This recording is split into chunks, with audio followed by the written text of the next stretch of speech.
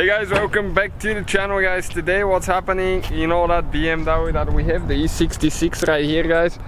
If you have one of those 5 series guys, you will probably sooner or later have a problem with the traction control. You have the light on, so let me show you what happened with this one. We got a traction control light. I scan it with the computer and it's actually the module, the ABS module, it's done all the way, unfortunately. Okay, let me show you quick now. I'm going to start it. Okay, we'll have a video how to fix that as well, because it's freaking annoying when it's hot. Okay, engine light is on because of the evaporative system. We have a leak there, and we ordered the part as well, but what's happening now guys, check it out. Okay, we'll have the reduced vehicle stability right here. Okay, under acceleration and in curves, please contact your BMW. And as you can see, we have the traction light right there on top. Okay, this is it. And it's a bad module. The vehicle currently has let me see, 154,000 miles as of right now, and it just burned a couple weeks ago. So what we're going to do today, I'm just going to go ahead and send it to a person on eBay to see if they can repair them. And because if I get a used one, sooner or later it will have that problem again, and I really don't want to deal with it again, because it's I mean, more expensive to get a used one than you can get yours rebuilt with new parts that are supposed to be better than the factory parts, and it will last longer. So stay with us guys, gonna take it off quick and see. We'll send it to the guy and see if they'll be able to fix it. So what we're going to do, this is the whole module right here. This is with the pump and everything, but we're just going to remove the brains right here, and in order to do that, there is you can see 6 screws, and the ones on the other side are not reachable, so we'll need to remove the air box now, okay, to get it out of the way. And once we actually do that guys, we will need to relocate the coolant tank as well. So actually guys, we'll try to flip the coolant tank on the side. Don't do that when the vehicle is hot, because you don't want to melt a hose or something or spill coolant. If it's hot, it's under pressure if you break something not to get on you. So with a T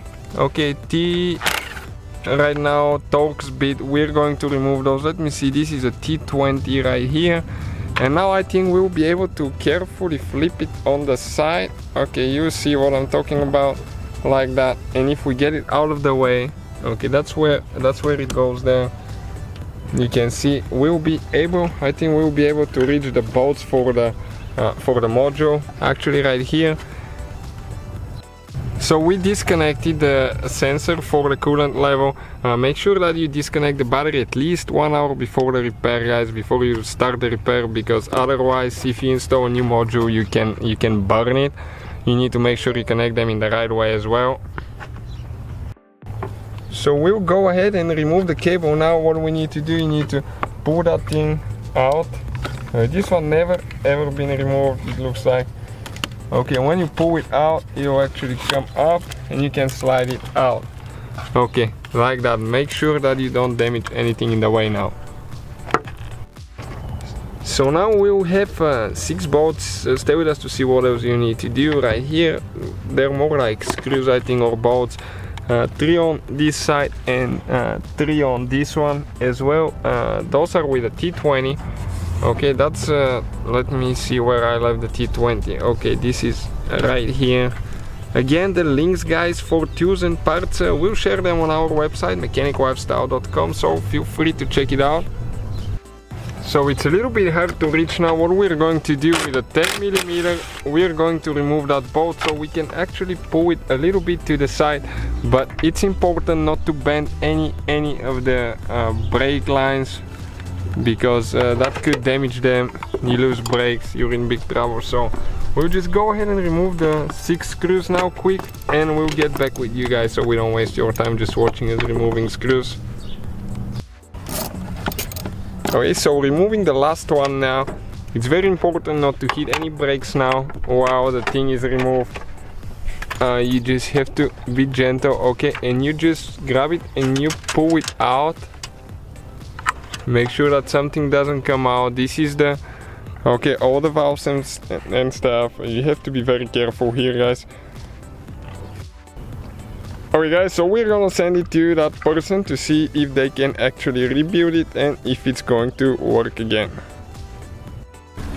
Okay guys, so what happened? We actually got a new module now, because the old one we sent it for repair, but the processor, the computer inside, was done. So they told us that it's not fixable. Most of the times they can fix it, 90% of the time, but ours just the chip burned and it will cost more to fix it than to replace it with another one. We bought a used one right here, and this one has been inspected. It has been rebuilt in the past, so it kind of makes me feel a little bit better when it's been rebuilt. We'll install it in the car and see if it actually works. We have a video for programming on how to repair, guys, as well, guys. Let's go ahead and start on it. So we'll go ahead and disconnect the battery, guys. That way, when you install the new module, make sure we don't burn that processor as well. Okay, we'll let it sit for a little bit before we proceed.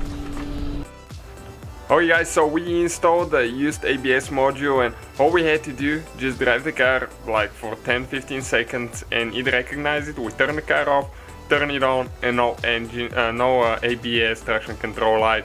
So we didn't even need to program it. The parts were matching exactly, and it was from the same year vehicle, so that's probably why we didn't even need to do any programming. So that fixed our problem. Thank you guys for watching, hopefully it was helpful, and see you guys next time.